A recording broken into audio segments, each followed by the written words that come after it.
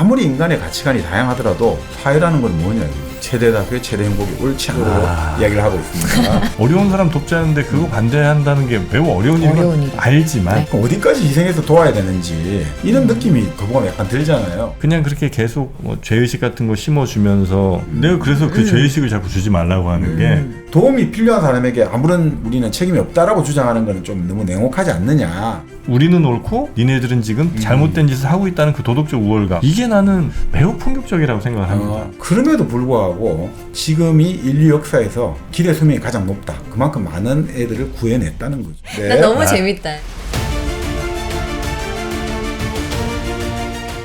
일생 동안 당신이 반드시 읽어야 될 100권의 책 일당 100. 오늘도 매우 흥미로운 책 한 권 여러분께 소개해 드릴게요. 반갑습니다. 정프로입니다. 정광입니다. 네, 이지선입니다. 오늘 소개해 드릴 책이 여러분을 아마 무척 부자로 만들어 드릴 그런 책입니다. 저 돈 좋아하거든요. 엄청 부자로 만들어 드릴 겁니다. 좋다. 네, 이 본격적인 책 소개에 앞서서 신간 하나 좀 소개 잠깐 해드릴까 해요. 근데 신간 제목이 그 남자의 속물 근성에 대하여라는 책인데요. 네. 근데 이게 이제 제목은 좀 그러하긴 한데 SBS의 PD 분이 쓴 거거든요. 네, 이 PD님이 좀 유명하신 분이시더라고요. 궁금한 이야기 Y, SBS 스페셜, 그것이 알고 싶다, TV 동물농장 등 엄청 유명하신 분 아니에요, 이 정도면? 그렇죠. 잘 나가는 뭐 PD인데 보니까 그 시간이 좀 있었던 모양이에요.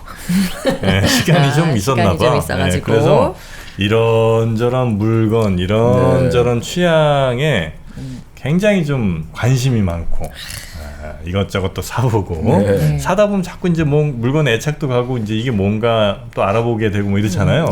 그런 일들, 그런 이야기들을 좀 많이 썼던 그런 책이더라고요, 보니까. 그래서 거기에다가 또 뭐 보니까 세뮤얼 헌팅턴의 문명의 충돌, 임마누엘 칸트의 뭐 진위 판단, 이런 이제 또 인문학적인 좀 그 여러 가지 생각들을 같이 소개도 하고 아주 재밌게 넣어놓은 것 같습니다.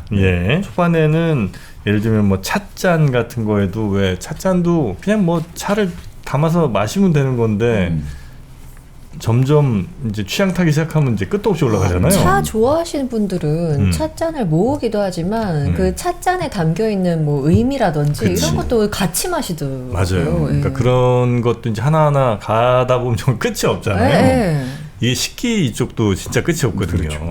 근데 뭐 왕실에서 관리하는 뭐 그런 브랜드 뭐 이렇게 이제 있다고. 근데 이제 그런 것들 하나하나 가면서 그게 뭘 중요해 뭐 이렇게 생각하실 수도 있고 또 어떤 분들은 말씀하신 것처럼 그 그릇 하나하나의 의미 뭐 이거 역사 뭐 이런 것도 이제 알아보면서 드시는 분들이 있는데, 아마 작가 임찬무 PD 같은 경우는 굉장히 그 여러 취향들에 관심이 많은 그런 작가더라고요. 그래서 사물 속 인문학이라는 이제 뭐 그런 주제를 좀 잡았는데 그래서 우리 주변에서 볼 수 있는 사물들이지만 어쩌면 여기에 또 어떤 이야기들이 있는지 그런 거 하나하나 재밌게 엮어낸 그 남자의 속물 근성에 대하여 뭐 이런 이제 제목의 책이 새로 나왔습니다. 저는 PD라는 직업 자체가 되게 매력적이라고 생각해요. 왜요? 카메라에 뭔가를 담을 때 그냥 있는 그대로 그냥 탁 담으면 아무런 의미가 없거든요. 근데 그 담고 싶어하는 그 내용 있잖아, 이야기. 그걸 어떤 식으로 담느냐가 정말 중요하더라고요. 근데 이분이 지금 아마 세상을 바라보는 관점을 이렇게 책에 좀 적으면서 이렇게 유명한 PD가 된 그런 것도 좀 볼 수 있지 않을까 그런 생각이 듭니다. 재미도 있고 아마 이거는 이렇게 읽어보시면 술자리든 아니면 친구들이랑 혹은 뭐 여자친구랑 뭐 이런저런 일상 얘기하면서 아는 척하기 좋은 그렇죠. 그런 책이 아닌가 하는 생각이 좀 듭니다. 야, 이거 뭐 찻잔 이거 얼마짜리인지 아니? 우리 정프로님이랑 그러면은 좀 합을 결어봐야 되는 거 아닙니까, 이 정도면? 근데 저는 이렇게까지 파지는 않았으니까 굉장히 뭐 재미있는 주제들이 많더라고요. 그래서 요거 한번 좀 읽어두면 좋겠다 이런 생각이 좀 들긴 합니다. 자, 그 남자의 속물 근성에 대하여 라는 책, 혹시 관심 있는 분들은 서점에서 한번 읽어보시거나 아니면 주문하셔서 뭐 보셔도 좋겠다 생각이 좀 듭니다. 자, 그럼 이제 본격적으로 오늘 우리의 책을 소개를 해드릴 텐데, 오늘 소개해 주신 책이 우리 모두를 아주 큰 부자로 만들어줄 책이라고요. 뭐 이 경제적으로는 부자까지 모르겠는데 네. 이제 우리의 심리적으로 우리 마음의 부자를 만들어줄 수 있는 나 너무 실망해서 지금. 빈곤 해방. 예, 빈곤 해방. 이 원제가 The Life You Can Save 해가지고 당신이 구할 수 있는 생명 뭐 이런 취지인데요. 그 피트 싱어가 지원입니다. 이 피트 싱어 하면 사실 지금 현재 살아있는 철학자 중에 가장 논쟁적인 철학자다. 그래요? 예, 그리고 아주 좀 영향력 있는 철학자다. 뭐 이렇게 볼 수 있겠습니다. 본래 이분이 그 1946년이죠. 그 호주에서 태어났는데 지금 미국 프린스턴 대학교 교수로 있는데 1975년에 동물해방이라는 책으로 아주 유명해졌거든요.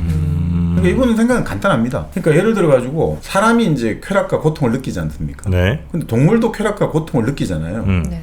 그러면 쾌락과 고통을 느낄 줄 아는 존재들 사이에서는 차이가 없다 이거죠. 쾌락과 고통을 느낀다는 것이. 그렇다면 동물도 인간처럼 쾌락과 고통을 느끼는 능력을 가지고 있기 때문에 동물들이 인간의 어떤 필요에 의해 가지고, 그러니까 예를 들어 채식으로 대체가 가능한데 단백질을 뭐 콩 단백질이라든지 이렇게 먹을 수 있는데 고기를 얻기 위해 가지고 우리가 그 동물을 사육을 해 가지고 그렇게 좀 먹는다든지 아니면 모피 옷을, 다른 옷도 있는데 모피 옷을 얻기 위해서 한다든지 이렇게 해서 동물을 죽인다든지 괴롭히는 것은 아주 비윤리적이다. 그런 취지에서 그 동물해방이라는 책을 써가지고 우리가 예전에 우리가 인권의 개념들이 여러 가지 있지 않습니까? 그 인권의 네. 개념 속에서 이 동물권의 개념을 또 이제 또 확장을 시켰죠. 그걸로 아주 이제 좀 유명해진 철학자였는데 빈곤 해방이라는 책을 통해 가지고 지금 이게 처음에 이제 2009년에 번역됐을 땐 제목이 물에 빠진 아이 구하기로 번역이 됐는데 지금 이제 우리가 그 같은 지구상의 인간으로서 기본적인 역량이라든지 기본적인 위생이라든지 기본적인 의료가 없이 여전히 지금 죽어가는 매일 13,000명의 아이들 이 죽어가는 사실들을 못 견뎌야 마땅하다. 그래서 우리가 좀 더 기부를 많이 하자 이런 취지에서 쓴 책이 바로 빈곤 해방이죠. 예. 어때요? 부자 될 것 같아요? 아, 내 코가 석잔데 약간 이런 생각 드는데요 지금. 그러니까 이제 사실 빌 게이츠가 이 책을 이제 접하고 이제 피트 싱어의 여러 가지 생각을 접하고 나서 엄청나게 많은 충격을 얻었다고 하죠. 게이츠 부부가 본래 빌 게이츠 부부가 재단 만들었다. 멀린다 게이츠. 예. 근데 이혼을 했으니까 네. 그렇긴 한데, 근데 사실 이 책의 영향을 많이 받았고 이 저자의 영향을 많이 받아가지고 실제로 최근에 이제 빌 게이츠가 그런 이야기도 했죠. 자기가 이제 지금까지도 뭐 수백억 달러 재산을 기부를 했습니다만, 출연을 했습니다만, 이제 남은 자기 재산 마지막까지 다 이제 거의 기부하고 갈 건데 지금 남은 재산이 이제 아프리카 쪽에 다 쓸 거다. 이렇게 했거든요. 그게 사실 이 책의 저자 피트 싱어에 따르면 이게 가장 그게 공리주의적인 생각들하고 맞닿아 있거든요. 그러니까 이 책의 저자는 기본적으로 공리주의자예요. 이 공리주의자는 우리가 이제 공공의 이익이 아니고, 네. 그때 한번 말씀을 드렸습니다만 영국에서 공리주의자라고 할 때 그 밴덤 아시잖아요. 네. 제리 밴덤. 그 유틸리테리언니즘이 공리주의거든요. 말 그대로 실리주의, 실용주의예요. 공리주의라는 게 실리라는 뜻이란 말이에요. 그러니까 최대 다수의 최대 행복으로 딱 설명되잖아요. 네, 뭐가 제일 이익되는 거냐? 그렇죠. 뭐가 가장 효과적이고 가장 효율적이냐 이걸 따지는 게 이제 사실 공리주의거든요. 그러면 우리가 기부를 할 때 어떻게 따져야 되느냐 이거죠. 그러면 보다 더 많은 생명을 보다 적은 돈을 가지고 더 많이 하면 더 좋은 거 아니냐. 그런 의미에서 기부를 할 때 가장 효과적인 게 어디겠느냐. 예를 들어 아프리카에 말라리아라든지 설사병으로 죽어가는 아이들, 여기에 대해서 예를 들어 간단한 어떤 위생시설이라든지 간단한 모기장을 제공해도 충분히 생명을 구할 수 있지 않냐. 그렇다면 여기에 더 많은 기부를 해야 된다. 이게 이제 이 사람의 생각이거든요. 그러니까 그런 면에서는 어떻게 보면 이제 영국에서 시작된 그 사회계약론, 그리고 사회계약론이 바탕하는 것들이 결국은 그 나중에 공리주의로 갔단 말이죠. 왜냐하면 사회계약론도 만들어진 게 이거잖아요. 내 생명과 내 재산이 중요하단 말이죠. 근데 이 내 생명과 내 재산을 잘 지키려면 어떻게 해야 되느냐? 정부라든지 어떤 하나의 국가가 있어야겠다. 그래서 우리 각 개인이 자기가 가지고 있는 권력을 조금씩 가지고 양도해가지고 만들어진 게 이제 리바이어던이지 않습니까? 그런 것들이 있어야지 내 거를 좀 더 잘 지킬 수 있다. 자, 그러니까 그게 아주 실용적인 생각이 나온 거잖아요. 그러니까 남을 위해서 내 거를 내놓는 게 아니라 내 거를 더 잘 지키기 위해서 내놓았다 이거죠. 그런 것들이 발전해가지고 결국 이제 공리주의로 가게 되는 거죠. 그러니까 공리주의 같은 경우도 그러니까 인간이란 것은 결국 고통과 쾌락이라는 양대 군주에 의해서 지배를 받고 있고 아무리 인간의 가치관이 다양하더라도 쾌락을 바라고 고통을 피하려고 하는 공통점이 있지 않냐 이거죠. 사회라는 건 뭐냐 이거죠. 그런 개인들을 어떤 집합 속에서 운영이 되니까 결국 그렇다면 최대 다수의 최대 행복이 옳지 않느냐 이거죠. 그럼 피터 싱어가 이걸 이용해가지고 결국 이걸 동물에도 적용하고 사람에게 적용해가지고 우리 인류에 적용하면 결국 우리가 같은 국민, 같은 지역, 같은 민족이라는 이유만으로 저 이제 멀리 있는 아프리카라든지 저쪽에 있는 사람들에게 고통을 외면하고 우리 국민, 우리 민족끼리만 서로 챙겨주고 이런 것들도 비윤리적인 거다라고 이제 까지 결론에 나오는 거죠. 네. 그러니까 조금 이게 더 나아가면 그러면 내 자신에게 그리고 내 가족에게 특별 대우를 하는 것 그것도 비윤리적이다라는 결론까지 나오게 되겠죠. 마치 우리가 예전에 춘추전국 시대 맹자가 아주 윤리적으로 대척점에 있었던 묵과가 겸해설 모두 다 사랑하리 똑같이 사랑하자 여기에 대해서 맹자가 엄청나게 공격을 했지 않습니까? 그러니까 그런 느낌까지 사실 가는 것 같아요. 네. 그래서 근데 어떻든 이 책의 이름을 따가지고 The Life You Can Save지 않습니까? 네. TLYCS가 이 단체가 만들어졌어요. 자선 단체. 이 책 때문에요? 네, 이 책을 가지고 영감을 받은 사람들이 모여가지고 그래서 어떻게 하면 이 단체는 이런 거죠. 사람들이 기부를 하고 싶은데 야 이거 어느 단체에 기부를 해야지 내 돈이 가장 잘 쓰여질지 이걸 잘 모르잖아요. 그래서 당신이 기부를 할 때 어떤 단체가 이 돈을 어떤 식으로 효과적으로 쓰고 있고 이런 것들을 검증해주는 일종의 그걸 만든 거예요. 그건 좋다. 그래서 1억 달러 이상을 모금 실적을 만들었다고 하죠. 그래서 결국 이 책을 결국 쓴 이유는 지구상에 결국 우리는 인간으로 살아가고 있는데 동시대의 한 사람으로서 나보다 좀 불운한 처지에 있는 사람을 돕기 위해서 우리가 뭘 하고 있고 뭘 좀 더 잘해야 되느냐 그거를 이제 자기가 좀 이 책을 통해 갖고 사람들에게 결국 좀 남을 도와라 이런 말을 하고 싶은 거죠. 예.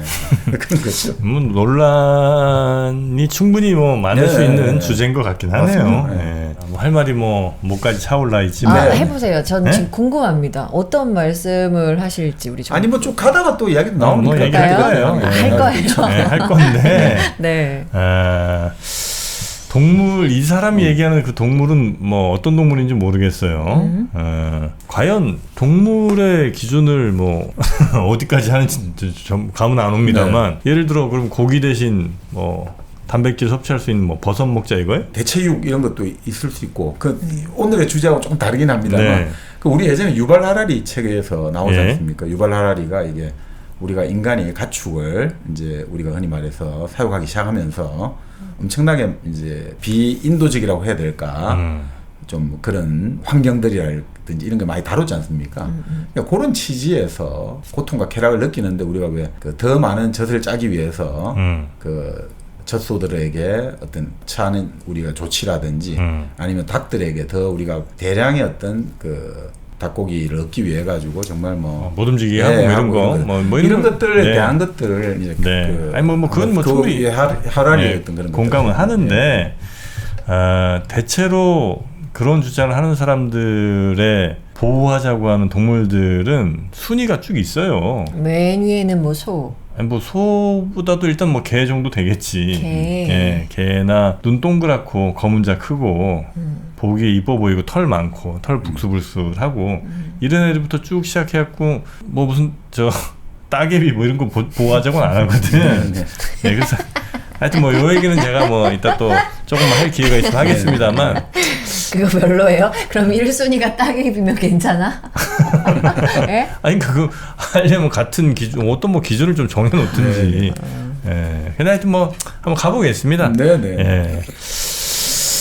자, 그래서 먼저 이제 그 상황을 물에 빠진 아이 구하기부터 시작하는데 출근길에 작은 연못을 지나가는데 그 아이들이 한 번씩 노는데 갑자기 어떤 애가 어린아이가 걸음마 정도 하는데 이제 물 위로 고개를 내밀었다가 빠졌다가 이렇게 지금 호적되는 거예요. 빠진 거죠. 자, 그럴 때 지금 애를 건져내지 않으면 이제 애는 죽을 가능성이 높겠죠. 근데 지금 만약에 당신이 이제 애를 건지러 그 연못에 들어간다면 신발도 더러워지고 양복도 젖고 그 아이를 건져가지고 보호자에게 넘기고 이러려면 직장도 지각할 거다. 그럴 때 어떻게 해야 되겠냐 이거죠. 그러면 대부분의 이제 수업 시간에 이런 말을 하면 학생들은 다 아이를 구해야 된다 이렇게 말을 하는 거죠. 당연히 그렇죠. 네. 안 구할 수 있는 사람이 얼마나 되겠어요. 바로 그렇죠. 그러니까 이제 우리가 지금 눈앞에 본 이상은 아이를 구하고 당연히 거기에 대해서는 우리 구해야 된다라고 생각하는데 근데 2017년 기준으로 지금 연간 540만 명의 아이들이 5살을 못 넘기고 죽어간다는 거죠. 이 지구상에서. 그럼 당신이 조그만 돈이라도 기부를 한다면 예를 들어가지고 그 아이의 생명을 구할 수가 있다 이거죠. 그런데 당신은 음료수를 마신다든지 아니면 외식을 한번 하러 간다든지 옷을 한번 좀 쓸 필요 없는데도 불구하고 메이크라는 이유로 옷을 산다든지 콘서트를 간다든지 새 차를 산다든지 집을 리모델링 하는데 소비하고 기부를 하지 않는다. 근데 그거는 결국 그 아이를 그냥 죽게 내버려 두는 것하고 뭐가 다른 바가 있겠느냐 라고 이제 도전적으로 이야기를 하고 있습니다. 네. 나 너무 재밌다. 나는 자, 이건 정프로님 인정하기가 어려워요. 예를 들어서 내가 외식을 하고 집을 고치고 하는 거 등등의 활동으로 인해서 사실 그래서 우리가 돈이 많은 거예요. 즉 GDP라는 게 뭐예요? 내 어떤 활동들이 부가가치를 만들어내고 그 부가가치의 총합이 GDP 같은 거잖아요. 네. 그러니까 그런 활동들을 안 했으면 어쩜 우리도 그렇게 가난했을 수도 있겠지. 근데 그런 활동을 해서 네가 부자가 됐으니 그런 활동한 거 대신 가난한 아이들 도와라? 난 이건 논리적으로 안 맞는 말인 것 같은데. 근데 이제 얘기하는 거는 네가 뭐 돈을 지금 많이 벌었고 그 과정에 대한 것보다는 어쨌든 저 지구 반대편에서는 죽어가는 친구가 있으니 아주 소액이라도 소액인가요? 많인가요? 아니요. 그러니까 바로 지금 그런 취지죠. 그러니까 네, 그냥 그 취지잖아요. 그냥 그 어떤 너가 낼 수 있는 기준에서 조금이라도 도와준다면 저 친구들에게 아주 힘이 될 것이다. 그러니까 이제 피터 싱어는 그런 의도를 이제 이렇게 밑밥을 깐 것 같습니다. 그러니까 지금 극심한 빈곤에 덫에 걸린 사람들이 많이 있다. 그래서 우리 책임을 한번 읽어주는 것 같아요. 책임을. 네, 그래서 좀 도와주면 좋지 않느냐. 보통 우리가 옆에서 이렇게 애들 도와주듯이 당신이 조금이라도 아니 그러니까 애 하나 건지려고 그때 뭐 옷 좀 젖고 구두가 좀 흙탕물에 뭐 드립혀지고 지각을 해가지고 상사에게 혼이 나더라도 당신 감수할 수 있지 않느냐. 그러니까 이런 지금 말씀드린 여러 가지 음료수 외식 뭐 이런 것들은 그냥 그걸 한번 밑밥으로 그냥 한번 그러니까 좀 책임감을 느껴봐라. 정프로님 마음에 안 들어요? 아니 그러니까 그게 이런 거 하자는데 반대 얘기를 한다는 것 자체가 무척 돌맞을 일이지. 그렇죠. 아니 뭐 좋은 일 하자는데 어려운 사람 돕자는데 그거 반대한다는 게 매우 어려운 일이에요. 알지만 우리가 지금 한두 명 아마 낳잖아요. 지금 이제 뭐 전체적으로 뭐 출산율, 출생률이 뭐 한 0.7 0.8 정도 안쪽일 텐데 10명씩 낳는 그쪽 사람들에게 여기서 도와줘.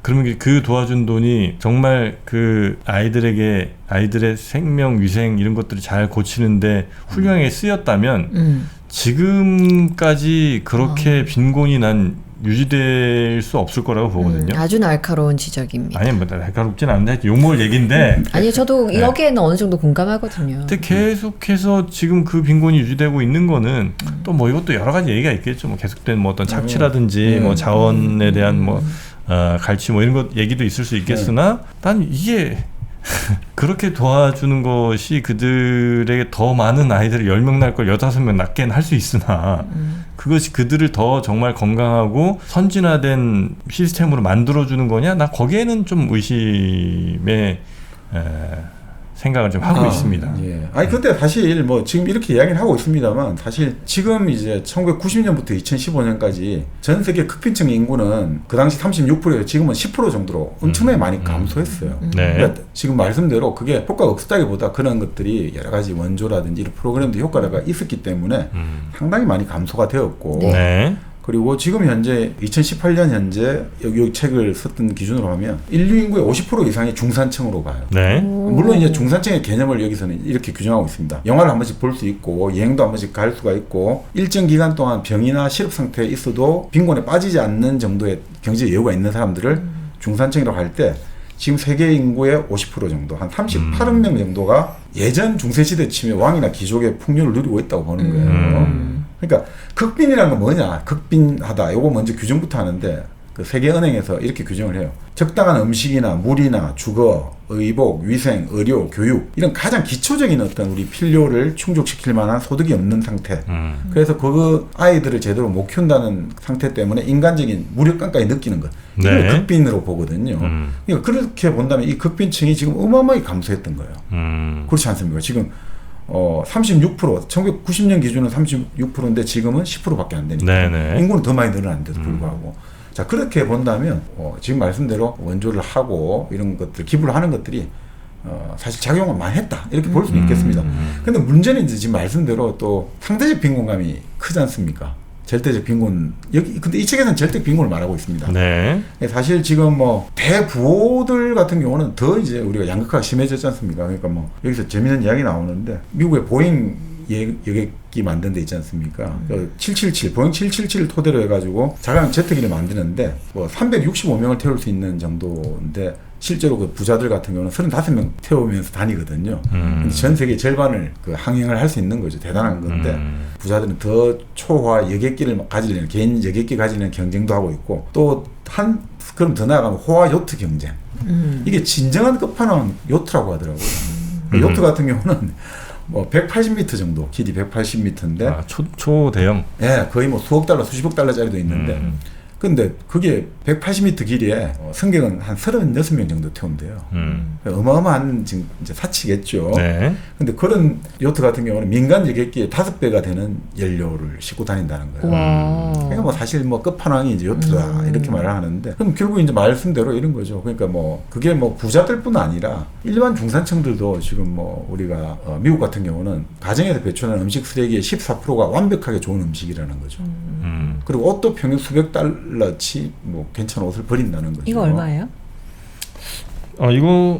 이게 한 만 원? 아니 그렇게 싸진 않아요. 2만 원대였던 것 같아요. 2만 몇천 원?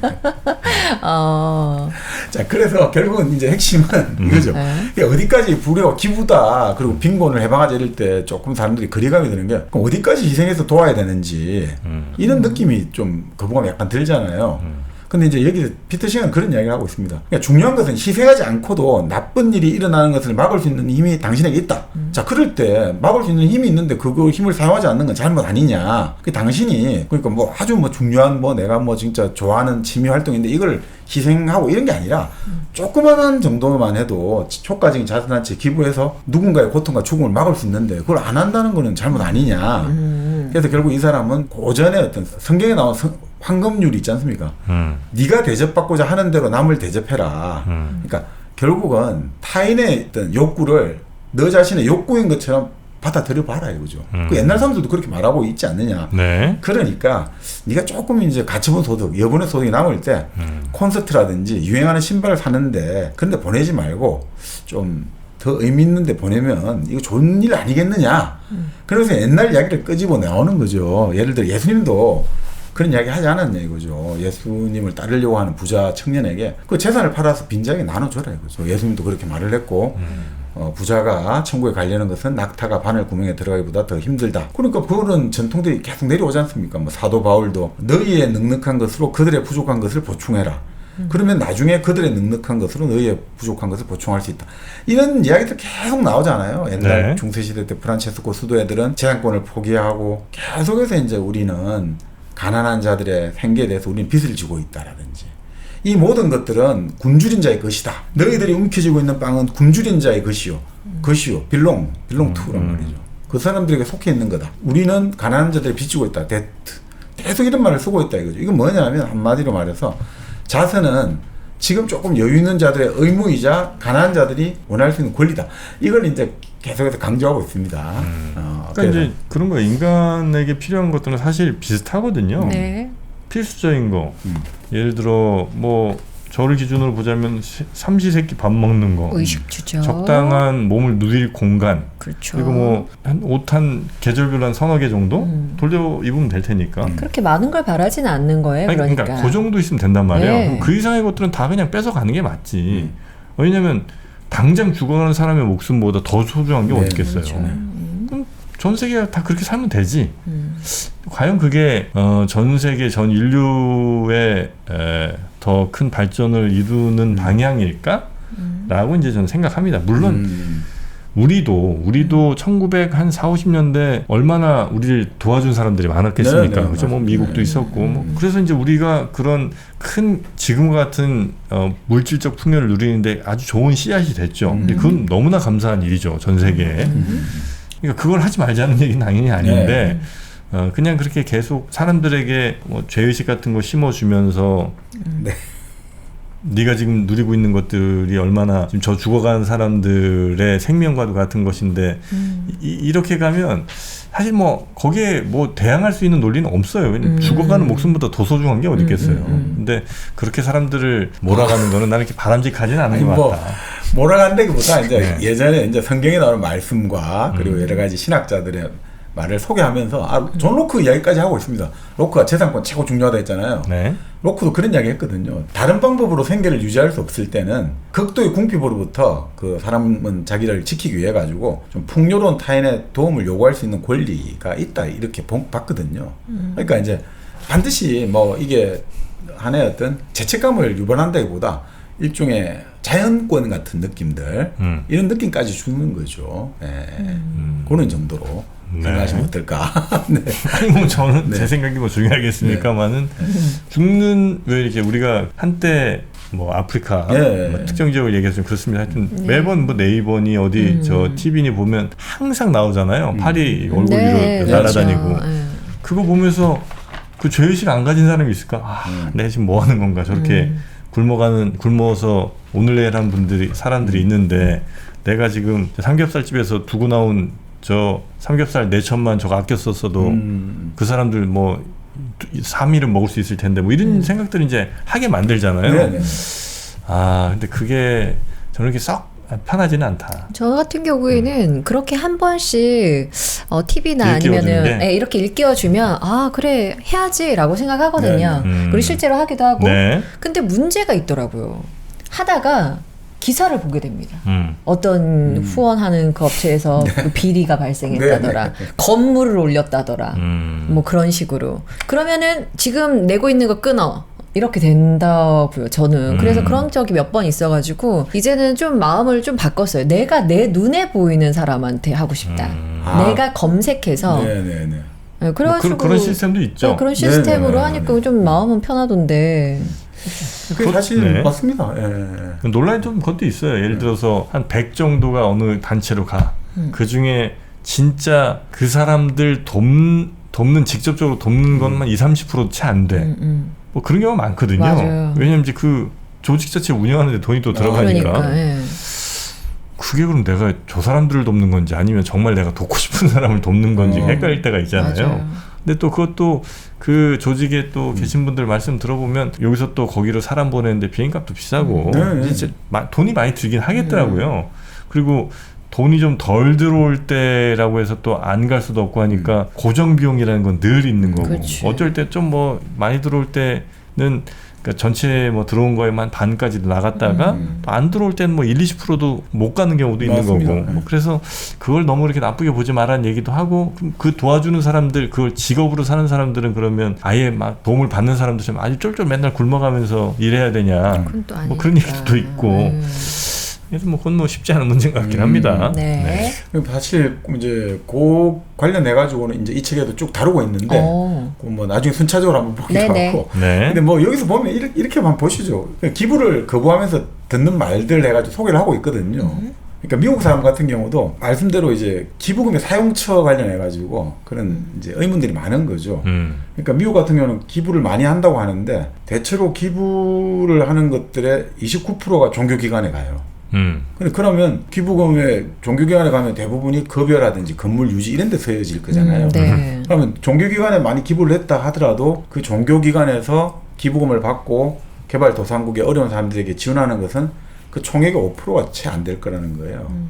그 다음에 많이 기부하는 데가 그 다음 대학 도서관 이런 데 기부하는데 거기서도 또 마찬가지로 내가 대학 도서관에 기부하면 그 돈이 또 다른 개발도상국의 어려운 사람들에게 뭐 공부를 한다든지 학금 주는 그걸로는 아주 낮은 정도다 이거죠.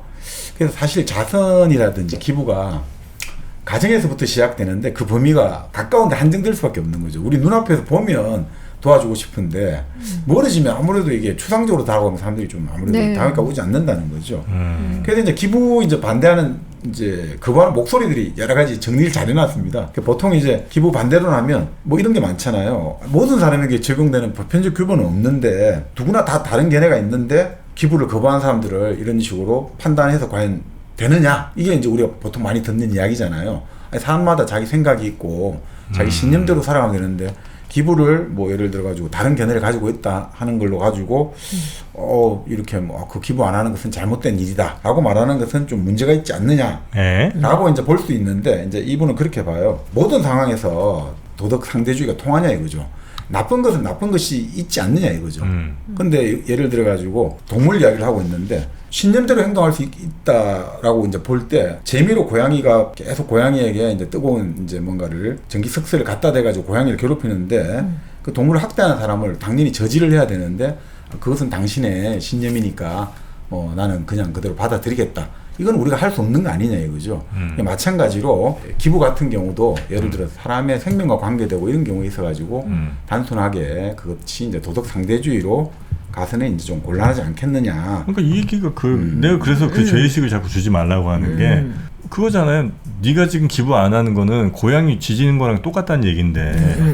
좀 극단적이고. 네. 그러니까 그렇게 비유를 이제 하니까 그렇게 하는 건 나는 오히려 더 반발심이 더 생긴다는 거죠. 그래서 정말 뭐 마음이 우러나서 뭐 할 수도 있고 아니면 안 할 수도 있는 거지. 근데 안 하는 근데 그 안 하는 사람도 내가 정말 그 기부 말고 내가 생각하는 또 다른 뭐 좋은 일이 있거나 아니면 뭐가 있을 텐데 넌 지금 저 죽어간 아이들을 향해서 기부하지 않았기 때문에 너는 매우 나쁜 마음을 먹은 거고 아니면 뭐 누굴 저 동물 괴롭히는 것과 비슷하게 이건 나쁜 짓이다라고 얘기하는 것 자체가 나는 그걸 하라고 얘기하는 사람들의 도덕적 우월감 같은 것만 확인시켜 주는 거지. 매우 저거는 나는 부당한 일이라고 저는 생각합니다. 그러니까 이건 좀 극단적인 예를 여기도 이제 들은 거고, 네. 그러니까 하나의 도덕 상대주의를 거부한다면, 예를 들어 우리가 상대주의를 거부한다면 이제 모든 상황에서 이제 그렇게 해야 마땅하니까, 예를 들어서 이게 상대주의 관점에서 너무 그렇게 기부 거부하는 것도 각각의 신념이다라고까지 말할 필요는 없다. 그거를 반박하는 정도로만 받아들이는 게 좋을 것 같습니다. 정프로님은 주위 사람한테 밥도 안 해주는 사람인데 그 책에서 고양이까지 들먹이면서 얘기하니까 지금 화가 많이 나셨거든요. 네. 자, 그리고 이제 두 번째는 또 자유지상주의자들 있잖아요. 아니 그러니까 나는 나대로 살 테고 남은 남대로 살면 되는 거지 왜 우리가 구태여 그렇게까지 남을 도울 의무가 있느냐 그런 생각에 반대한다. 자유지상주의자들이죠. 건드리지 마 이거죠. 나도 안 건드릴 테니까 서로 건드리지 말고 살아가자. 근데 그렇다 하더라도 도움이 필요한 사람에게 아무런 우리는 책임이 없다라고 주장하는 거는 좀 너무 냉혹하지 않느냐. 그리고 실제로 부자들이 가난한 사람들에게 해를 끼쳐온 건 사실 아니냐. 잘 사는 나라가 못 사는 나라에 해를 끼쳐온 건 사실 아니냐. 예를 들어 이런 이야기를 해요. 세네갈에 그 한 어부가 있는데 이 사람이 이제 유럽으로 불법 이민을 가려고 한단 말이죠. 왜 가려고 하느냐? 고기가 안 잡힌다 이거죠. 왜? 유럽, 중국, 러시아에서 온 배들이 완전히 막 싹쓸이 해버린다는 거죠. 최신 기법으로 완전히 막 저인망 무슨 그걸로 완전히 다 하니까 전통적으로 자기들의 어떤 전통 배를 짓고 그리고 물고기를 잡아오고 이런 사람들이 어떻게 버틸 수가 없다 이거죠. 그러니까 이 해를 끼치니까 이 사람들이 이게 그럼 뭐 어떻게 해야 되느냐 이거죠. 그리고 지구 온난화라는 것들은 서구 이제 문명이 산업 문명이 그 지구 온난화에 가장 큰 역할을 하고 있는데 자 그래서 지금 알래스카라든지 시베리아는 농지가 된단 말이죠. 그럼 아프리카는 어떻게 되냐 이거죠. 그러니까 이런 것들을 보고 있으면 반드시 너는 너대로 나는 나대로 이것만은 가지고는 말할 수 없다라는 게 이제 피트 싱어의 이야기입니다. 그러니까 어느 정도 우리는 윤리적 개입을 해야 될 여러 가지 역사적인 의무가 좀 있다. 이제 요거는 이렇게 보고 있습니다. 크게 뭐 그러니까 저는 거기서도 별로 굳이 얘기하면 반대 입장인 게 여기서도 이 반대 입장이에요. 그러니까 저런 그 도덕적 우월감이 다시 나오긴 하는데 그게 우리 가끔 보면 저 식육식당 뭐 고깃집 가서 그 시위하시는 분들 있잖아요. 그 동물보호단체에서 나오신 거죠. 식사하고 있는데 들어와가지고 남의 식당에서 당신들 지금 동물들을 학대하고 있습니다. 뭐 이러면서 당신들이 죽인 동물이 뭐 이렇게 얘기하잖아요. 난 막 고기 먹고 있는데 갑자기 이렇게 되는 그 상황. 그분들의 멘탈의 기본이 바로 저런 생각이거든요. 우리가 지금 저 동물들을 죽였다. 그건 매우 나쁜 짓이다. 우리는 옳고 니네들은 지금 틀린 짓을 잘못된 짓을 하고 있다는 그 도덕적 우월감. 내가 맞고 너는 틀렸다는 거. 이게 나는 매우 폭력적이라고 생각을 합니다. 그래서 물론 이제 뒤에 그 선진국들이 후진국들이 했던 뭐 이런 저개발 국가에 했던 나쁜 일들 뭐 그거 당연히 사례가 굉장히 많죠. 뭐 그거까지 뭐 부정할 생각은 없습니다만 그러니까 그렇게 했으니 당연히 우리는 그들에 대해서 책임이 있다라고 얘기하는 거는 조금 저는 이제 논리적 비약이라고 생각하는데 뭐 그럼에도 불구하고 그렇게 하는 일 자체는 대단히 좋은 일이라고 나는 뭐 생각은 당연히 합니다. 그러나 그러지 않는 사람들에 대해서 저렇게 잘못됐다 라고 얘기한 건 나는 그거는 좀 과하다고 저는 이제 본다는 거죠. 네. 자, 쉽지 않다. 좋은 일 하자는데. 자, 그리고 또 이런 견해도 있잖아요. 근데 자선 해봤자 그 미봉책이고 세계의 근본적인 빈곤 문제를 치료할 수 없다. 이렇게 하면서 자선의 부정적인 목소리도 있잖아요. 그러니까 빈곤은 제도적인 원인이 있고 그 자본주의가 근본적인 원인이다라고 보는 급진주의 견해가 있죠. 그래서 그 대안을 찾아야 되지 자꾸 자선만 강조하다 보면 말 그대로 그건 대책요법이다. 원인을 오히려 눈을 돌리게 만든다. 자, 그렇게 해서 자선을 또 이제 부정적인 사람도 있지만, 피터 싱어에 따르면 또 그런 이야기를 하고 있습니다. 근데 우리 20세기 역사를 보면 자본주의 폐지는 대안이 아니지 않냐 이거죠. 자본주의를 폐지해가지고 사회주의 국가 실험을 해봤는데 대안이 안 됐지 않냐 이거죠. 그쵸. 그러니까 결국은 빈곤을 원천적으로 우리가 완전히 막 해결하지 못한다 하더라도 일부라도 줄여주는 것만 해도 이 자선이나 기부는 충분한 의미가 있다고 보는 거죠. 우리가 상처가 났는데 이 상처를 완전히 치료는 못해도 반창고라도 붙여주면 조금은 낫지 않냐 이거죠. 그러니까 자선을 너무 그렇게 미봉책으로 그렇게 부정적으로 볼 필요는 없다. 이제 이렇게 이제 보고 있는 것 같아요. 그리고 또 하나가 이제 이건 약간 자유주의적 시각인데 돈이나 식량을 주면 의존성을 키운다. 이런 이야기를 많이 하지 않습니까?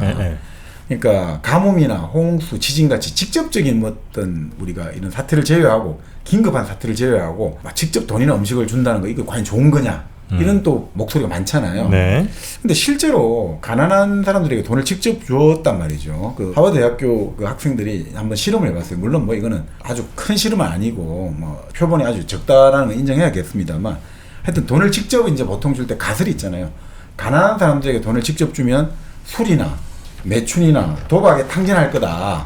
그래서 우리도 지금 요즘 뭐 쿠폰으로 주자 뭐 이런 이야기 많이 하는 이유가 돈을 직접 주면 이걸 뭔가 그 돈을 가지고 다른 짓을 할 거다 이렇게 많이 보잖아요. 자, 그런데 이거 한번 실험을 해보니까 그 술 구매 비율이 증가하지 않는다는 거예요. 술이라든지 이런 우리가 생각하는 그런 쪽으로 증가하지 않고 오히려 의존성이 크지는 않더라는 거예요.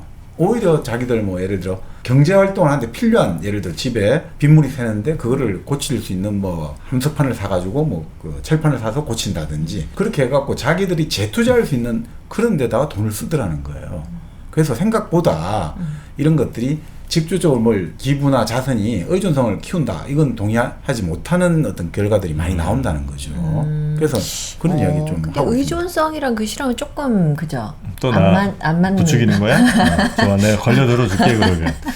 저는 만약에 이제 그런 도움을 주는 데 있어서 학교, 그렇죠. 병원, 교육, 병원 두 가지에 대해서는 적극 찬성입니다. 맞습니다. 그래서 거기 있는 분들이 더 높은 교육 수준을 가지고 이렇게 가면 안 된다는 것들은 이제 다 같이 좀 그 공동체가 인식하게 될 때 거기도 이제 바뀔 수 있다고 생각을 하거든요. 근데 예를 들어 식량이나 뭐 당연히 급할 때는 어쩔 수 없이 당연히 식량 드려야겠죠. 혹은 뭐 돈도 뭐 하나의 방법일 수 있을 텐데 식량 같은 것들은 그들이 직접 이렇게 읽을 수 있는 그런 환경을 만들어주는 게 저는 좋다고 보고 그래서 그냥 식량을 계속 그냥 만들어진 식량 혹은 뭐 빵 이런 것들을 그냥 제공하는 거는 물론 응급한 상황에서는 당연히 필요한 거겠지만 그게 이제 만성화된 상황에서는 그거는 저는 오히려 그들에게 독이 될 수 있다는 생각을 좀 하기도 하고 돈이라는 거는 과연 누구한테 어떻게 줄 건데 라고 얘기해 보면 거기 있는 사람들한테 1인당 뭐 $10씩 줄게 라고 할 수 있죠. 방법을. 근데 과연 그럼 $10씩 또 주면 1년 후에 가서 또 그 $10씩 받은 사람들이 이거를 한 $50, $100씩 불려놨을 거냐 아니면 그 중에 또 어떤 사람은 꽤 모아서 그 나머지 사람들에게서 돈을 어떻게든 삥 뜯어갖고 혼자 한 $500 가져가고 나머지 사람들은 원래 돈 뿌려지기 전보다 더 못한 생활을 할 거냐 후자 가능성이 저는 훨씬 높다고 보거든요. 왜냐면 우리도 지금 어떤 뭐 자선단체나 이런 데서 지원을 할 때 그 경제적인 경험이 이런 것들이 뭐 투자 경험이나 이런 게 충분치 않은 상황에서 주어진 돈이 대체로 사기당하는 것도 되게 많고 그냥 어떻게 써야 될지 모르니까 당장 소비 그냥 급급한 거에만 그냥 나가는 경우가 되게 많단 말이죠. 네. 그런 이유들로 해서 뭐 도대체 어떻게 줄 건지 그 방향도 잘 모르겠지만 만약에 그렇게 그냥 나눠준다는 거는 그들에게 있어 양극화 내지는 특정 아주 극소수의 사람들의 배만 잠깐 불리는 일로 갈 가능성도 매우 높다. 그 위험성이 난 매우 크다고 생각을 합니다. 큰일 났네. 이 피터 시어랑 나는 이거 안 맞는 것 같아. 아니 근데 이제 피터 시어는 그렇게는 보고 있습니다. 여기서 그러니까 일회성 현금 지원 같은 경우는 의존성이 그렇게 크지 않는데 오히려 기본소득 같은 경우가 이제 보장이 된다 할 때는 오히려 의존성이 커지지 않을까 하는 의문은 남아 있다라고 이제 보고는 있습니다. 그러니까 뭐 여러 가지 견해는 있을 수 있으니까요. 근데 이제 지금 피터 시어 말은 기부라든지 자선에 대한 부정적인 목소리를 소개하면서 하나씩 자기의 또 논리를 만드는 거니까 또 그러면서 우리 또 정프로님 이야기를 들으니까 서로 좀 종합적으로 되게 되는 것 같습니다. 네. 그리고 또 다섯 번째는 이런 게 있거든요. 돈은 자본주의의 씨앗 아니냐 이거죠. 종자잖아요. 네. 돈은 우리 종잣돈이다. 시드머니 이런 말을 합니다만 그렇게 나눠줘 버리면 미래 성장력이 제한되지 않느냐. 그렇잖아요. 더 많은 돈을 기부하면 지금 사업에 재투자해가지고 좀 더 키워가지고 나중에 더 많이 기부할 수 있는데 지금 이렇게 해가지고 많이 기부해버리면 결국 고용 인력을 줄이거나 임금을 낮추고 그럼 나중에 이 사업이 잘 안 돼가지고 기부금을 더 많이 못 내지 않느냐. 그러니까 나중을 위해서 좀 지금은 그 돈을 직접 나눠주는 건 안 좋지 않느냐. 아, 더 모았다가 나중에 그렇죠. 더 많이 주자? 워렌 버핏이 그런 이야기를 했다는 거죠. 자기가 처음 번 100만 달러를 기부했다면 지금 워렌 버핏도 뭐 수백 달러 기부했잖아요. 못했을 거다. 못했을 거다. 그러니까 워렌 버핏 같은 사람도 아주 효율적이고 효과적인 걸 따지잖아요. 그러니까 이 사람이 왜 자기도 재단 뭐 이렇게 하면 되는데 왜 게이츠 재단에 기부를 했냐 이거죠. 그럼 간단하다 이거죠. 게이츠 재단은 세계 최빈곤 사회의 건강을 개선하고 경제 성장을 목표로 한다 이거죠. 그러니까 미국 내에서 기부하는 것보다 비용 대비 효과가 크다고 본 거예요. 내가 그냥 해가지고 미국에 기부하는 것보다 게이츠 재단은 세계를 상대로 해가지고 세계의 어떤 빈곤 문제를 해결하려고 하니까 이게 더 효과적이다. 그러니까 자기 같은 경우는 버핏 같은 경우도 그런 거죠. 내가 좀 더 효과적으로 기부를 하고 이러기 위해서 나는 처음에 100만 달러는 아껴갖고 이렇게 수백억 달러 기부하는 것도 좀 더 비용 효과 큰 걸로. 그러니까 보통 투자의 달인들은 이렇게 된다 이거죠. 버핏 같은 투자의 달인들이 이렇게 하면 되는데 대부분의 사람들은 그냥 빨리 기부하고 그렇게 하는 게 더 낫다는 거예요. 대부분의 사람들은 버핏 같은 극소수를 제외하고는 왜냐하면 뭐 버핏 같은 경우는 이걸 가지고 더 큰 돈을 많이 불어내게 하지만 지금 당장 해결해야 되는 사회 문제들이 있잖아요. 네. 그거 자꾸 늦춰버리면 그 해결 비용이 더 증가한단 말이죠. 그럼 차라리 지금 기부를 하면 예를 들어 세계적인 문제 지금 이제 세계 우리가 1.90달러를 하루 최저 빈곤선으로 봐요. 하루 생활 비용을 1.9달러 있지 않습니까? 네. 그게 이제 최저 생계비로 보는데 그거보다 밑에 있는 사람들을 이제 절대 거의 빈곤층으로 보고 있죠. 그거로 끌어올리기 위해서 예를 들어 지금 조금만 기부하면 되는데 그 기부한다고 자본주의가 휘청거릴 그런 이유는 없다는 거죠. 1.90달러. 그 선에 밑에 있는 사람들 7억 3,600만 명이 있다 이거죠. 그 사람들을 오히려 그 경제 안으로 제도권 경제 안으로 끌어들이게 되면 오히려 새로운 시장, 새로운 투자 기회가 더 만들어지지 않겠느냐. 그러니까 지금 돈을 나눠줘가지고 뭔가 미래 성장력이 제한된다 이런 거는 성립되지 않는다라고 이제 피터 싱어는 반박하고 있습니다. 또 어떻게 생각하십니까? 아니 왜 저한테 자꾸 물어보십니까만은 아니 그 누가 버핏이 될지를 30살, 40살 어떻게 알겠어요? 그럼 예를 들어 버핏은 인정하지만 다른 사람 대부분은 아니라고 얘기한다면 그 누가 버핏일지는 일단 모른다는 게 문제가 있고 그다음에 이게 이제 오로지 그 세대들만 예를 들어 버핏이 뭐 1930년대 생이면 1930년대 생들만 두고 생각하면 몰라도 1930년대 생 중엔 버핏이 있고 예를 들어 40년대 생 중엔 또 누가 있을 수 있고 뭐 50년대 생 중엔 또 어떤 부자가 또 생길 수 있죠. 뭐 70년대엔 일론 머스크가 있을 거고 그러니까 그렇게 계속해서 부가 나중에 이제 만들어지는 걸 테니까 그때 제일 효율적인 사람들의 거를 좀 많이 받아서 하는 것도 뭐 충분히 저는 아주 틀린 얘기는 아니라고 보는데 이분은 이렇게 쭉 모아서 정말 큰 부자가 된 버핏 같은 경우는 그렇게 큰 부를 쌓아서 기부하는 거 좋고 그 다음에 나머지 대부분 사람들은 그냥 일단 있는 거 다 내놔. 그건 아니 다 내는 게 아니죠. 그러니까 일단 있는 거부터 빨리 달라는 거는 1.90달러를 그 하기 위해서는 조금만 내면 되니까. 그러니까 개인에게는 그냥 커피 한 잔값 5,000원 정도. 1.90달러가 하루 먹을 거 아니에요? 그렇죠. 맞아요. 매일 1.90달러잖아요. 예. 그러니까 매일 그거를 내야 되는 거잖아요. 예. 아니 그게 그러니까 그 사람들이 7억 3,600만이거든요. 근데 아까 말씀드렸듯이 중산층이라는 사람은 지금 38억 명이 넘는다 이거죠. 그렇게 따지보면 실제로 큰 돈 안 들이고도 얼마든지 그 사람들을 견인할 수 있다. 나중에 이제 수치도 나옵니다.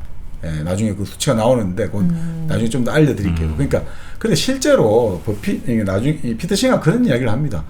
그러니까 조정소득이라 해갖고 내 이제 미래 연금이라든지 내 미래 노후 이런 것들 다 제외하고 예를 들어 가지고 연소득이 뭐 우리 돈으로 치면 미국식으로 하면 1억 원 정도인 사람은 한 그 5% 정도만 기부를 하자 이거죠. 5% 정도. 그리고 그보다 조금 더 많은 사람들은 좀 더 부자들은 더 많이 하면 좋고 그보다 적은 사람은 덜 하면 되고 그러니까 자기 생각에 여러 가지 공제 다 하고 남는 돈이 한 1억 원 정도 있는 사람들은 한 5% 정도 기부하면 크게 무리 없이 이게 이 세상에 웬만한 빈곤은 다 해결할 수 있다. 저는 이렇게 보고 있습니다. 기부에 대해서는 잘 모르지만 연소득이 5% 하면은 굉장히 부담을 느낄 텐데. 연소득이 아니고 네. 제 말은 다 제하고 모든 걸. 근데 뭐 월에 얼마 버는데 요 정도 이렇게 하라고 하면 그냥 할 수도 있을 것 같긴 해요. 할 수도. 네. 그러니까 만약에 근데 그게 정말 괜찮은 시스템이면 저는 차라리 그냥 국가에서 예를 들어 뭐 소득세 20% 받을 때 한 1%를 더 걷어갖고 그렇게 해서 그냥 그 국가에서 전체적으로 도와주는 시스템을 하면 난 차라리 더 낫겠다는 거예요. 개인마다 야, 너 지금 하루에 저 커피 한 잔씩만 아껴갖고 그거 기부해라고 하지 말고 맞습니다. 그냥 차라리 그냥 국가에서 우리나라는 예를 들어 뭐 짐바브웨에 매년 뭐 어떻게 할 테니까 그냥 세금을 이만큼씩 내. 그래서 전 국민이 그냥 다 같이 도와주는 거야. 이렇게 가면 차라리 나는 그게 더 편하겠다는 생각을 맞습니다. 하고. 예. 그게 바로 유엔의 목표입니다. 유엔이 국민 총소득 대비 원조가 0.7% 목표거든요. 그러니까 국민 소득이 $100일 때 70센트씩 이제 기부하자, 원조하자 이건데 그 미국 사람들한테 물어보니까 미국 사람들은 우리 정부 지출 10%가 해외 원조 쓰고 있지 않느냐라고 생각한다는 거예요. 그리고 그 정도 써야져야 된다라고 생각하는데 실제로 미국이 0.17%예요. 우리 한국은 0.14%예요. 네. 그러니까 사실상 1%가 안 되고 있는 거죠. 근데 대부분 사람들은 우리 정부 지출의 10% 정도 세계적인 원조에 쓰라고 괜찮다고 생각하는데 실제로는 0.17, 0.14%거든요. 네. 물론 이제 그거는 좀 또 나중에 그 원조액 자체가 그 실질적인 그 사람들을 돕는 게 아니라 우리 그런 거 있지 않습니까? 뭐 건물을 만들어라, 도로를 만들어라. 그리고 이거를 할 때 우리 물건, 우리 재료를 써야 된다. 우리 배를 이용해야 된다. 이렇기 때문에 오히려 비효율성이 증대되는 그런 측면도 있거든요. 네, 뭐 어떻든 지금 말씀대로 그런 취지도 여기 유엔에서 하고 있습니다. 그러니까 어쨌든 우리도 이제 뭐 도움받고 또 성장한 나라니까 그 도움 받은 거를 다시 이제 공여국으로서 그래서 뭐 우리도 지금 뭐 실제 그런 사업을 하긴 합니다만 뭐 그게 뭐 아주 큰 금액은 아닌 모양이죠. 여튼 그런 걸 더 열심히 하는 거는 오케이 뭐 그럴 수 있다고 저는 봅니다. 근데 개개인들한테 그렇게 죄의식 심지는 제발 말라는 거고 그 다음에 우리가 더 기부를 잘할 수 있는 방법을 하나 찾아냈어요. 뭔데요? 그 보험장터 있잖아요. 거기서 내가 보험료를 아끼는 거야. 한 달에 예를 들어 뭐 30만 원씩 내던 거를 25만 원씩 낼 수 있잖아요. 보험장터에서 불필요한 보장들을 좀 줄임으로 해서 보장을 줄이는 게 아니라 보장은 그대로인데 비용만 줄어드는 그러니까 거예요. 불필요한 중복된 보장. 중복된 그런 것도 보장. 이제 줄일 수 있으니까 그런 것들 줄이면 한 5만 원씩 아낀다. 그걸로 그러면 그럼 꽁돈 생긴 느낌이니까 기부 얼마든지 가능하다. 가능하죠. 네, 그래서 5만 원 아꼈으면 그 중에 뭐 만 원은 나 뭐 하나 사 먹고 4만 원 기부하고 이럴 수 있죠. 기분 좋다, 좋게. 좋다. 기분 좋다 진짜. 그러면 보험장터로 여러분 바로 전화를 하시면 되겠습니다. 1644-5788 여기로 전화를 하시면 되고요. 아니면 보험장터 네이버에서 검색하시면 맨 위에 또 있으니까 보험장터.com 거기로 들어가셔서 내가 지금 현재 어떤 보험들 가입했고 여기서 줄일 수 있는 건 뭐가 있고 리모델링 하면 나중에 얼마 정도로 내 보험료는 줄어들 수 있는지를 하나하나 데이터 분석을 해주는 보험장터와 함께 하시면 기부장터가 된다.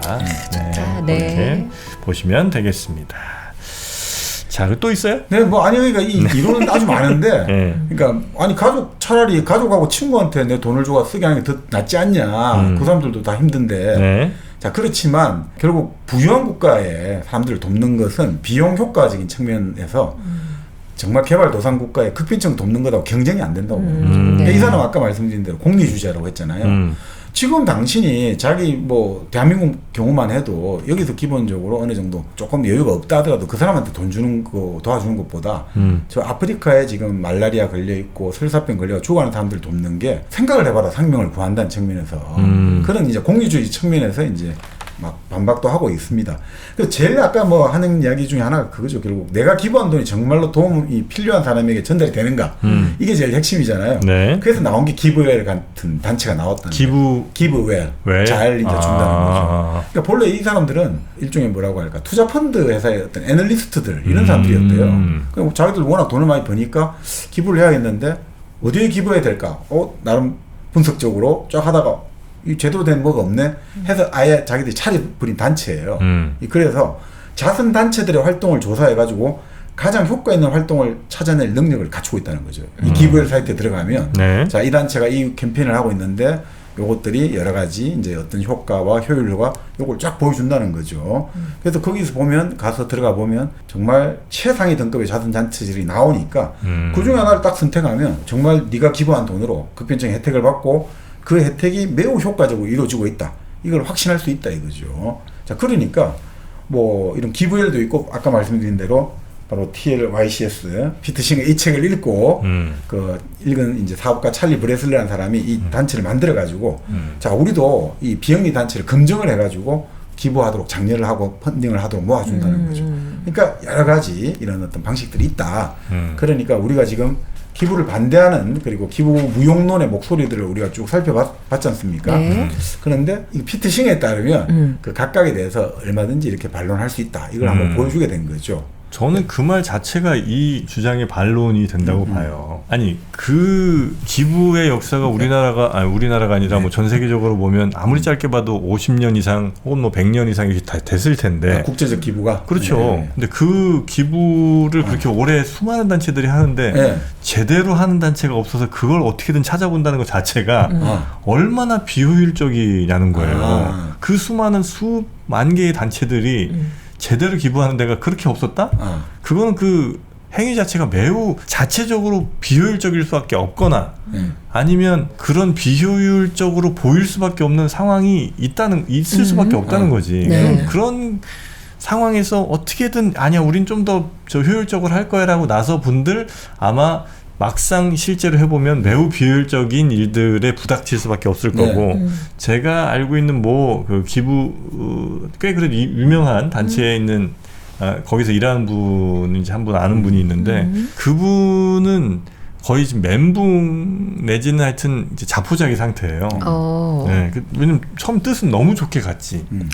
자기가 운영하는 거예요? 지금? 아니 운영이 아니고 이제 거기 직원처럼 직원으로 자기가 큰 뜻을 품고 갔어요. 활동가로 갔죠. 네. 그래서 정말 뭐 아프리카 안 간 데가 없어요 그분도 뭐 네. 아시아 쪽에 또 좀 어려운 나라들 가서 막 거의 막 말라리아도 하여튼 별별 고생을 다 했더라고. 그렇게 해서 했는데 한 10년 넘게 했을 거예요. 네. 지금은 거의 뭐 몸서리를 칩니다. 본인의 선택에 대해서 굉장히 하여튼 약간 후회하시나요? 물론 이제 거기서도 열심히 또 좋은 경험을 가지고 좋은 추억으로 하는 분들도 뭐 계시겠죠. 많이 계시길 테지만 그렇지 않은 경우가 우리가 기대하는 그러니까 예쁜 모습을 우린 더 많이 보고 싶잖아. 네, 현실이 만만치가 않구나 진짜로. 그럴 수 있다는 거죠. 근데 이제 사실은 이제 지금 말씀을 잘해 주셨는데 뭐 나중에 이 책도 다루고 있습니다만 실제로 근데 우리가 50년 이렇게 뭐 역사를 2차 세계대전 이후 이제 본격화된 기부나 원조 역사인데 사실 그렇게 총액이 또 많지는 않더라고요. 보니까 생각보다 많지는 않았고 그다음에 그 과정에서 지금 말씀대로 워낙 정치 경제적인 이유로 인해 가지고 왜곡되는 게 많았고 그리고 그래서 어떻게 보면 좀 밑빠진 댁에 물 붓기 아니냐 정말 멘붕 오신 분도 많은데 그럼에도 불구하고 지금이 인류 역사에서 기대 수명이 가장 높다. 그리고 그만큼 많은 애들을 구해냈다는 거죠. 그리고 인류 역사에서 빈곤율이 이렇게 낮은 시기가 없어요. 그거는 그만큼 어쩌니 저쩌니 해도 그 기부와 원조가 있었기 때문에 지금이 그런 어떤 효과를 거두고 있다. 이제 이렇게 볼 수 있다는 거죠. 그래서 뭐 여러 가지 뭐 그럴 수 있죠. 근데 차라리 이제 더 저는 좋은 방법이라고 한다면 이제 대체로 그 어려운 국가들이 몰려 있는 쪽이 좀 있잖아요. 그쪽에 이제 식량과 함께 식량 재배하는 것과 함께 커피 재배 같은 거. 산업 발전을 위해서. 그렇죠. 왜냐면 커피 재배 같은 게 요즘에 커피 온도값이 엄청 올랐잖아요. 네, 그래서 그런 커피 재배 같은 거를 해서 좀 고부가 가치 농업 같은 거 일단 뭐 갑자기 어느 순간 그 어려웠던 상황에서 AI 선도 국가로 가기 좀 쉽지 않을 거 아니에요. 그래서 물론 모든 단계를 다 거쳐야 되는 건 아니지만 최소한 현재 주어진 조건에서 그래도 꽤 많은 부가가치를 얻을 수 있는 커피. 그래서 그 커피를 또 1kg 사장님이 원두를 또 사오시고, 네, 또 정당한 가격을 주고 이렇게 사오셔서 또 우리에게 공급해 주시고. 그러면 이제 이른바 선순환. 꼭 그렇죠. 우리가 기부하는 건 아니지만 우리가 사 먹은 커피 값이 결국 그들에게 도달하는. 그래서 이건 계속해서 이제 유지 가능하고, 네, 재생산이 계속해서 가능한 시스템일 거잖아요. 그러니까 그렇게 되면 차라리 더 행복하지 않을까 하는 생각을. 이거는 우리 정프로님 마음에 쏙 들죠? 요건 너무 들죠. 네, 1kg 커피. 네, 더 많은 제3세계 분들과 함께 하고 있습니다. 네. 저는 마시고 있잖아요. 이거. 지금 역시 여기 이제 어디죠? 요거요? 네, 원두가 어딘지 모를 텐데. 압니다. 콜롬비아. 콜롬비아는 좀 잘 사나요? 거기도 좀 쉽진 않죠. 네, 콜롬비아 농민들에게 이렇게 또 조금씩 간 겁니다. 그렇구나. 네, 그건 뭐 많은 나라들이 있어요. 르완다, 뭐 아프리카 있는 나라들도 케냐 많이 있으니까. 그런 나라들의 원두도 우리가 머지않은 미래에 만날 수 있길 바라면서 빈곤의 해방, 빈곤 해방을 과연 어떻게 할 수 있을지 이제 저는 오늘 아무래도 요 피터 싱어의 반대되는 의견을 좀 많이 제시를 하긴 했는데 그러나 저도 그렇게 나쁜 놈은 아닙니다. 우리 정프로님 착하죠. 반대 의견을 좀 이렇게 제시한 거니까 너무 오해하지 마시고 저희 2부에서 빈곤 해결 그리고 또 우리가 조금 더 비워낼 수 있는 방법들 그런 것들도 물질적으로 적어도 그런 거 한번 또 알아보도록 하겠습니다. 저희는 2부로 돌아오겠습니다.